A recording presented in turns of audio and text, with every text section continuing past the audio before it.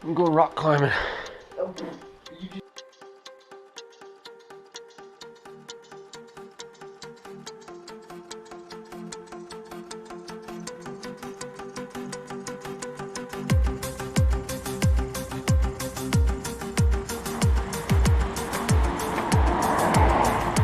The helmet looks kind of small on you, not gonna lie. Everything's gonna look small. That's very good.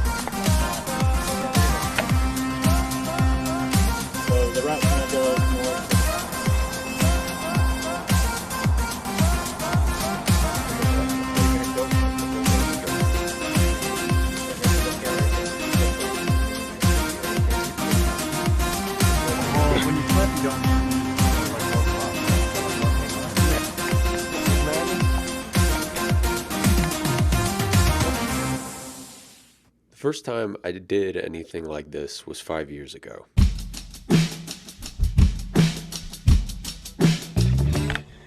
So, hello, anybody who's watching. We are going off a 240-foot rappel, which is 150 feet more than we did earlier this week. Those of you who don't know exactly what we're facing, there you go. It's a straight drop down. I was 15, and a massive rappel was part of our high adventure trip for our scout group. Oh yeah. So it's been a while.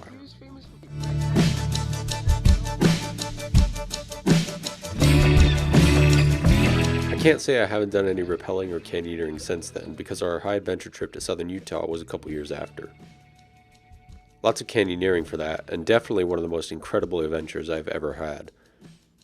There was a fair bit of rappelling and slot canyoning, but mostly hiking, and nothing like the scale of the cliffs I went off for my first major rappels, and nothing close to what we would be doing on this trip to Capitol Reef National Park. No, I'm a man. When my friend Brigham invited me on this outing, I jumped at it. With quarantine and work pressuring me to stay home, my need for adventure had grown. All of what you saw earlier was us working out a little bit to prepare for the trip.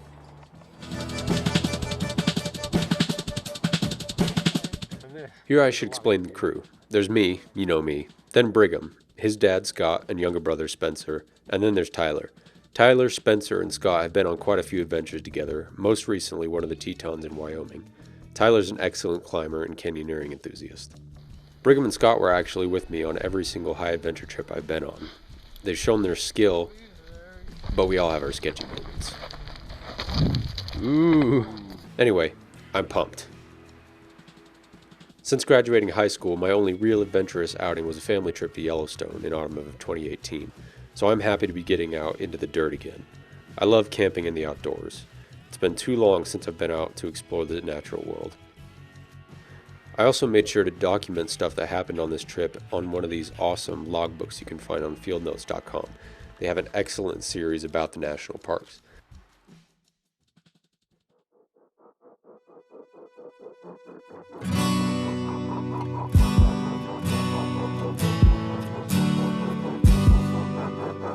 So now we're on the road, late afternoon on Sunday the 28th of June.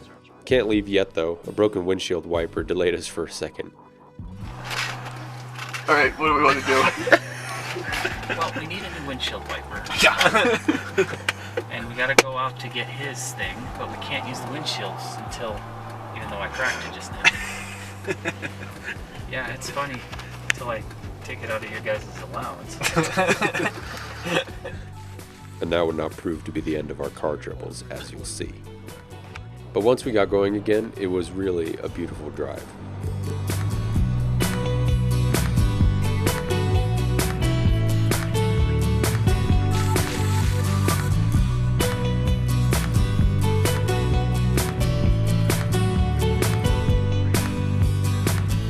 We arrive in southern Utah near Capitol Reef National Park, set up camp, and hunker down for the night as we prepare for the experiences of tomorrow.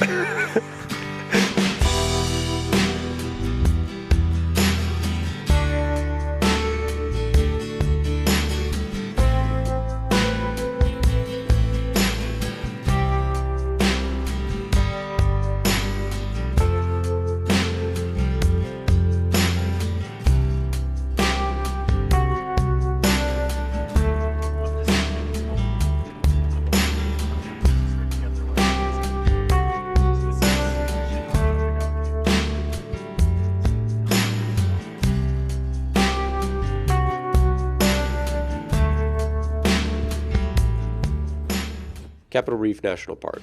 I've never actually been here before, but I've been to Arches, Goblin Valley, and Zions before, so the beauty here is familiar to me. Our first stop is Cassidy Arch. The hike up there is magnificent, and I have to mention our entire first day really canyoneering was perfect weather-wise. Overcast and a cool 80 degrees by Utah standards. I get sunburned crazy easily, so it was wonderful to not have to worry so much about that. Cue Cassidy Arch, with a 150-foot rappel followed with a 180-foot rappel back to back. Like I said, it's been a while.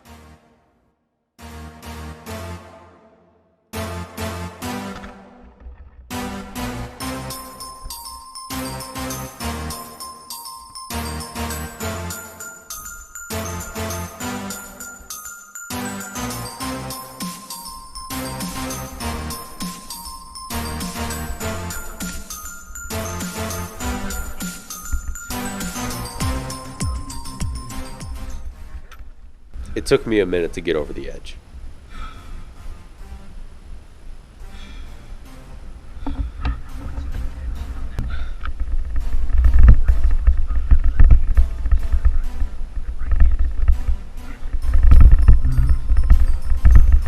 Oh, the tension. Oh, I love that tension.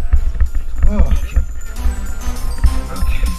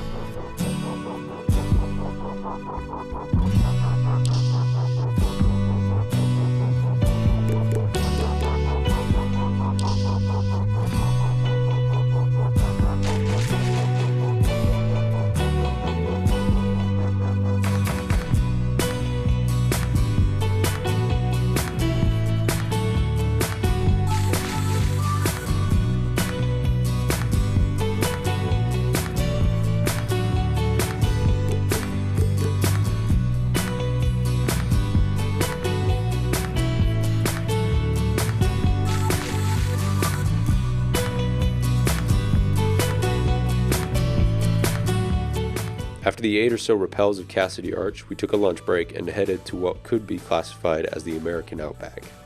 Honestly, the scramble up the cliffs to get to this route were intense and tough, but this is really a place that hasn't been touched by human beings that much, and so it's really special to be up there.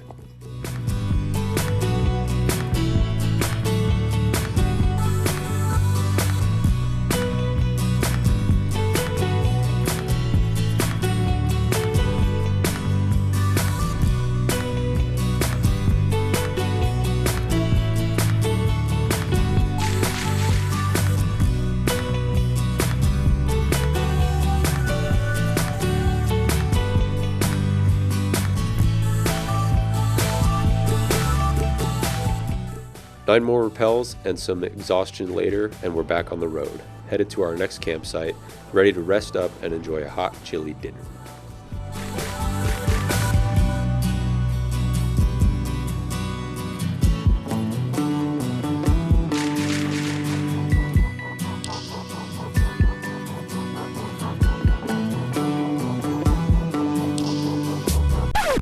That's when the minivan got stuck in a sand dune.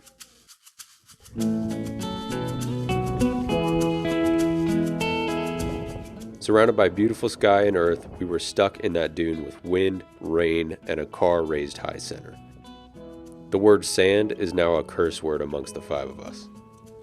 The tools at our disposal include one trowel for you-know-what, firewood, and our hands. We were stuck there for 3 hours, all the while growing more tired and exhausted. We finally pushed the car out, and I blacked out pretty quick once we started driving again. That's where we were. Oh wait, those are your foot? Yeah, those are pushing. That's like a car length and a half, 2 car lengths that we've had to push it. Are you recording this? I have to document somehow.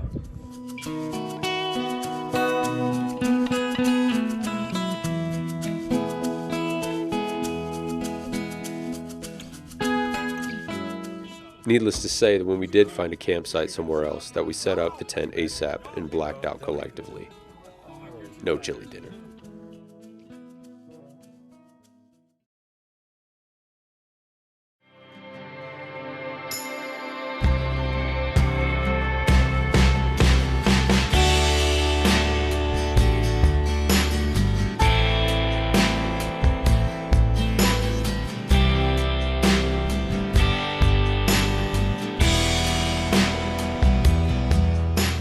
The next morning, we're up, barely, but the adventure's still out there, and we've got another canyon to do.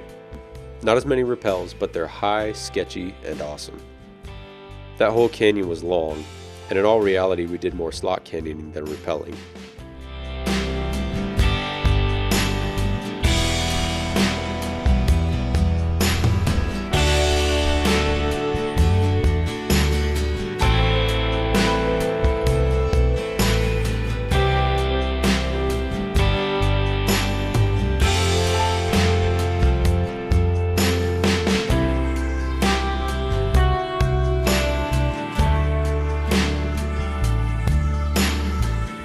Getting out of the canyon meant sun, but it was a good hike back to the car. Not long after we finish and start driving again, the car almost gets stuck in another sand dune. Thankfully, we get out, but at that point, we decide to head home. It was getting late, we all had work the next day, and we were tired. Do this. We're gonna do it! So homeward bound we were. Personally, I love the cold, and I love trees and forests and all that good stuff. Heat and the sun don't exactly agree with me, but man, there's something about the desert I absolutely love.